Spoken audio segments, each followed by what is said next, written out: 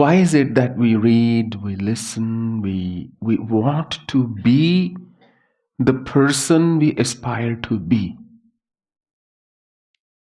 but we still trip up?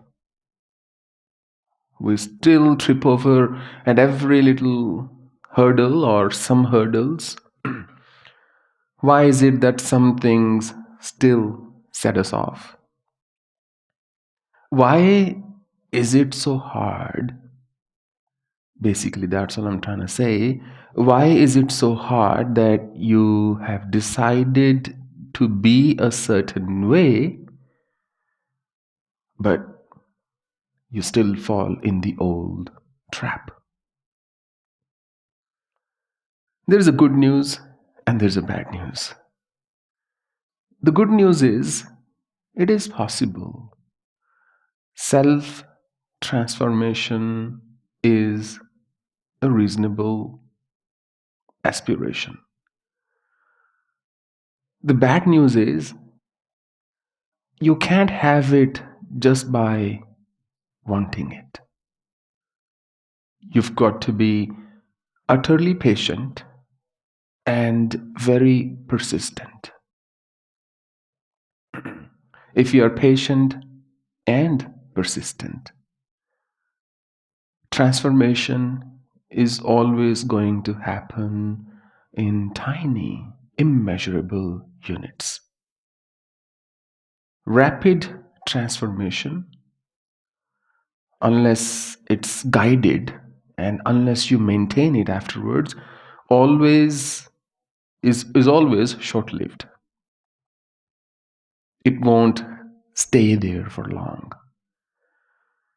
But transformation that you have earned, that you have imbibed, that you have gained over a period of time with sustained and persistent effort is going to stay with you. Imagine making yogurt from milk. So you take warm milk, you put rennet in it, and then you cover it. And then if you did it well, in the morning, let's say you did it at night, in the morning you will see yogurt being formed. But that yogurt, you are only seeing from milk to yogurt. But it has taken it several hours. That transformation has occurred one molecule at a time. It's not that you covered it and suddenly in the morning, boom, there's yogurt. Although I heard we have yogurt making machines these days. So perhaps having the right mentor, the right guru, is maybe like having a yogurt making machine. But he or she is really going to churn you, and it's going to hurt at times. You'll have aches and pains and so on. So why is transformation so hard? Because not just transformation, most things we are unable to achieve in life is usually because we just want to have them and not learn them or earn them. We just want to be a certain way. In fact, in Scientology, there is this circle called be, do, have. Be is what you want to be. People want to be rich, people want to be beautiful, people want to be attractive, people want to be knowledgeable, people want to be famous, people want to be difficult at times. People want to be different things. Do is what you have to do in order to have that. If you want to be rich, you'll have wealth. If you want to be famous, you will have followers. And it's a disease, by the way. To crave for fame is the most self-consuming and debilitating disease for spiritual growth.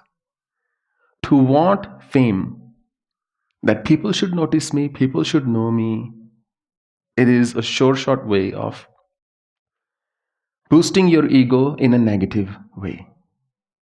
And that leads me to the point of ego. Because I heard one of your discourses, very nice, from Trishna to Krishna. Beautiful thought. From Trishna to Krishna, you really only have two hurdles, not 10. She was lying. You only have two hurdles. First is ego. I heard you said it's male sounding. In that's in Hindi, In English, it's female sounding. It's very feminine, ego, So you only have two hurdles: ego and desire. When I say calm, calm has two aspects: the Hindi calm, lust, desire, and lust in particular, where we talk about experiencing sensual gratification.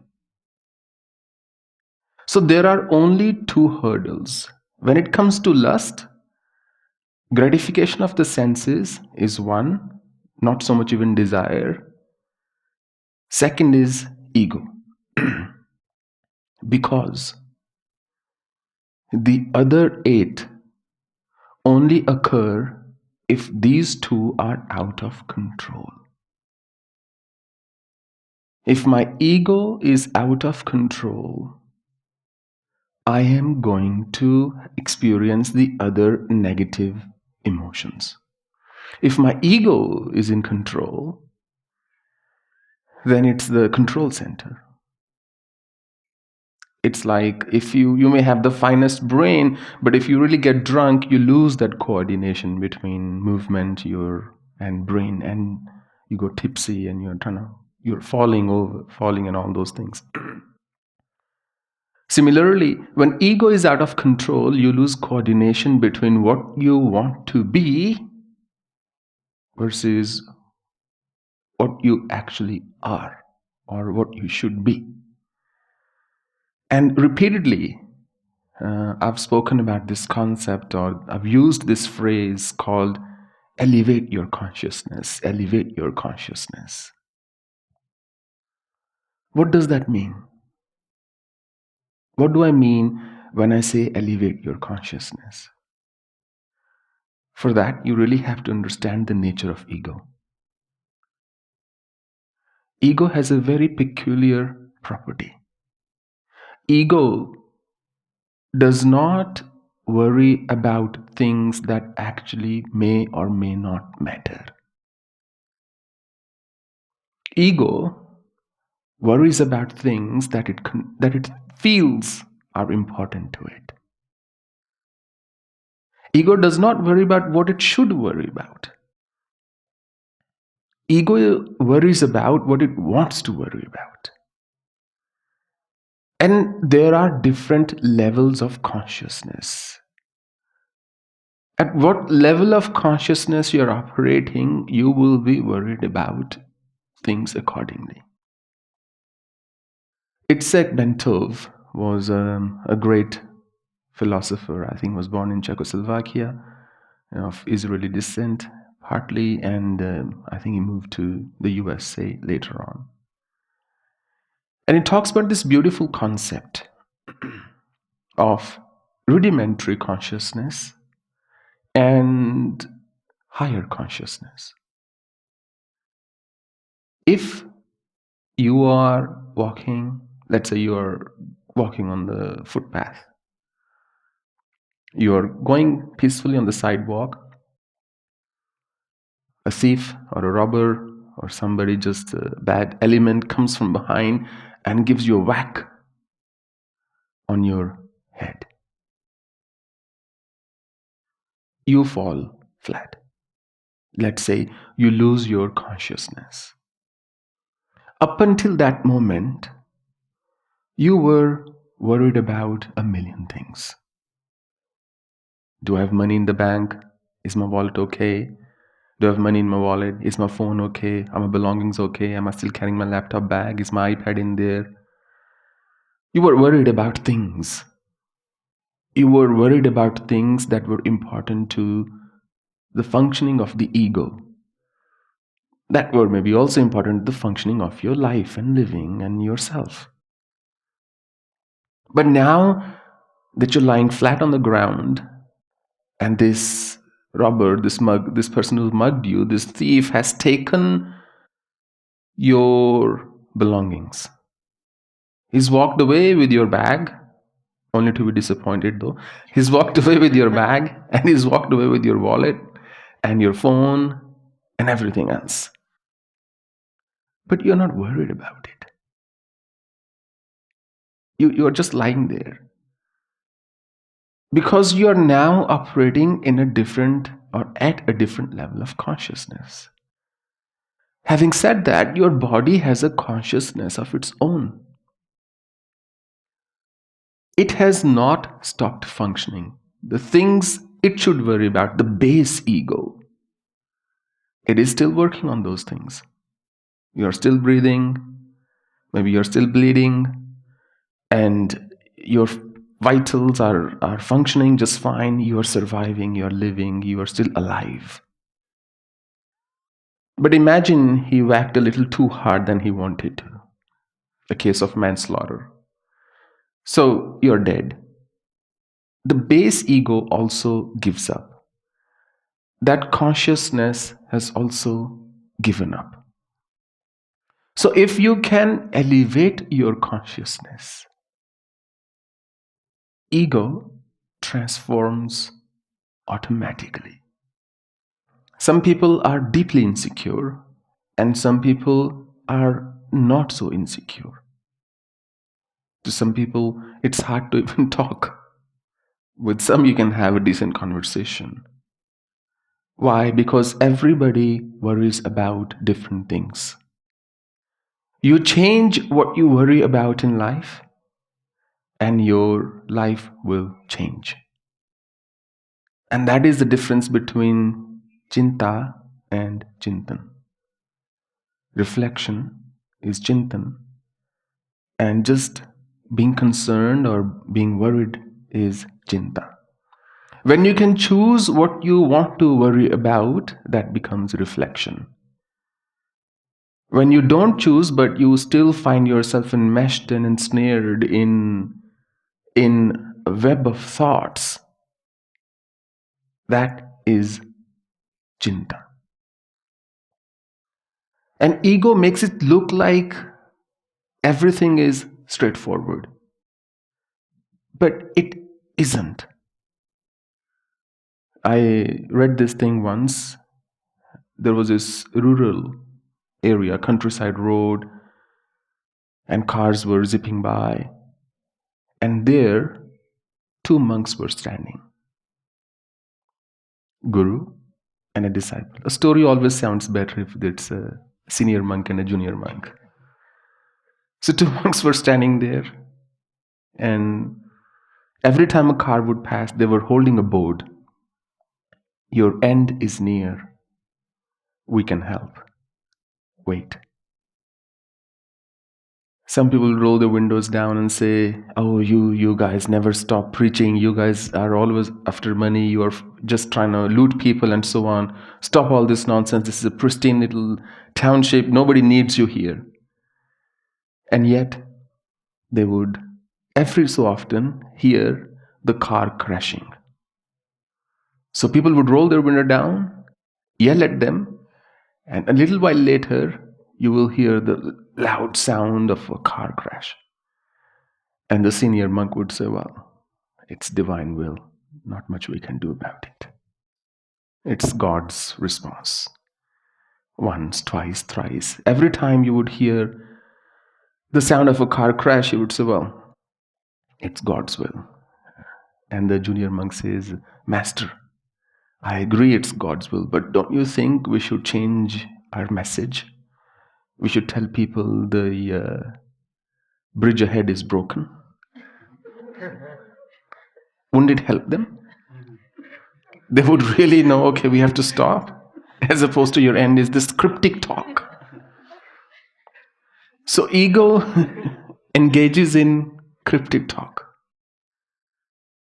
Ego never lets you come out of that constant churning of feelings and thoughts. And that's where the problem is. You elevate your consciousness and your ego shifts. And the way to elevating your consciousness, I will not be jealous, I will be a good boy, and I will not be greedy. These affirmations, these resolutions do not work. You have once again put the focus on jealousy. I won't be jealous. Mind says, yeah, I'm jealous. I recognize that word. So you will find yourself even more jealous. The art, the skill is to shift your attention. Shift it, and you will then experience the emotion you're supposed to experience from the place where you are now focusing on. For example, if you are holding a spoon, it's very hot. It's made of stainless steel. It's very hot. It was dipped in some hot liquid water boiling, and you're holding it. You're holding that hot spoon and you tell yourself, I don't want to feel hot. I'm not going to feel hot. Actually, I shouldn't be feeling hot. Why am I feeling hot? I'm a very cool guy. I shouldn't be feeling hot. But you feel hot. Until I drop that thing and hold on to something cooler, maybe an ice cube, I will continue to feel hot as long as that spoon has heat in it. So when we are feeling something, that's simply some kind of a meter or gauge that's showing you what you are feeling. We can't feel bad. If you're driving a car and the one of the meters there says, look, the fuel is low, the fuel tank is getting empty, I can't get mad at the car for saying, how could you be low? I have to fill the tank. So when you're feeling bad, when you're feeling negative, when you're feeling any of those 10 emotions, you can't, beat yourself over it. You can't say, why am I feeling these things? But I always thought once you take Diksha from Swami, you're relieved of all these. I thought living in the ashram would mean just not feeling these things. But that simply means you are holding on to the wrong thing at that time without analysis, without contemplation, without overthinking. Just simply shift your attention. And wherever you're shifting your attention to, if that place is a beautiful place, if that place is inspirational, if that place is something you are excited about, you care about, you will find it easier to stay there. By place, I mean, of course, that emotional place or mental place.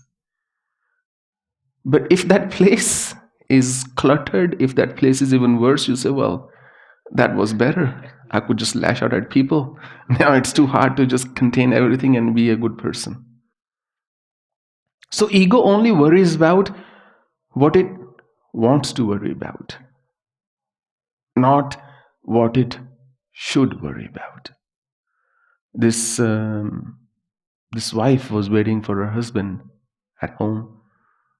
Evening, he used to be home at 5:15, but that day 5:30, 5:45, 6, 7, 8, 9, 10, 11. Whole night passed. Those were the days when people didn't have cell phones, only house phones, landlines. And in the morning, she got a call. And it was her husband. He said, look, I'm sorry. I had a massive heart attack yesterday at work. And Sheila brought me to the hospital. And there they found 95% blockage in my arteries. And I was unconscious. And I was treated in the ICU. And doctor has given me a long list of things I'm supposed to do, not do. So this is the hospital. You can come today. I'm supposed to be here for at least 7 days, they say. And the wife goes, who's Sheila? Who's Sheila? Who took you to the hospital? It's ignored every other thing. People who pick divine symbols, everything is divine to them. They say this is God's message. This is